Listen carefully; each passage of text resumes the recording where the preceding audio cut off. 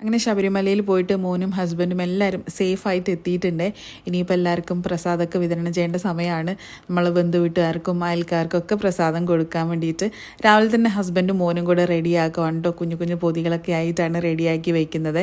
അപ്പം അരവണ പായസം ഇതിൽ കാണുമ്പോൾ തന്നെ കൊതിയുള്ള ഒരുപാട് പേരുണ്ടാവും. കാരണം ഇപ്പം ഞാൻ റീൽസിലൊക്കെ കാണാറുണ്ട്, ഒരുപാട് അരവണ ഫാൻസ് തന്നെ ഉണ്ട്. ശരിക്കും പറഞ്ഞു കഴിഞ്ഞാൽ ഹസ്ബൻഡ് പോകുന്ന സമയത്ത് തന്നെ ഹസ്ബൻഡിൻ്റെ അടുത്ത് കുറേ പേര് പറഞ്ഞിട്ടുണ്ടായിരുന്നു കേട്ടോ അരവണ കൊണ്ടുവരണം എന്നുള്ളത്.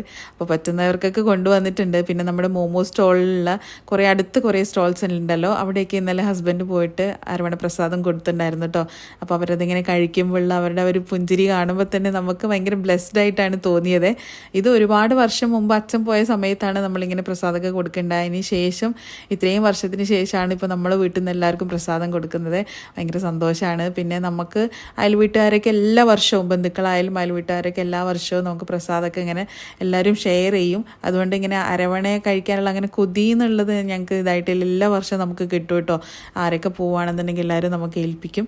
അങ്ങനെ നമ്മളും എല്ലാവർക്കും കൂടെ കൊടുക്കുകയാണ്. ഭയങ്കര സന്തോഷമുള്ളൊരു മൊമെൻ്റാണ് ഇത്. അപ്പോൾ താങ്ക്സ് ഫോർ വാച്ചിങ്. അടുത്തൊരു വീഡിയോ ആയിട്ട് വീണ്ടും കാണാം. Keep in touch. ബൈ.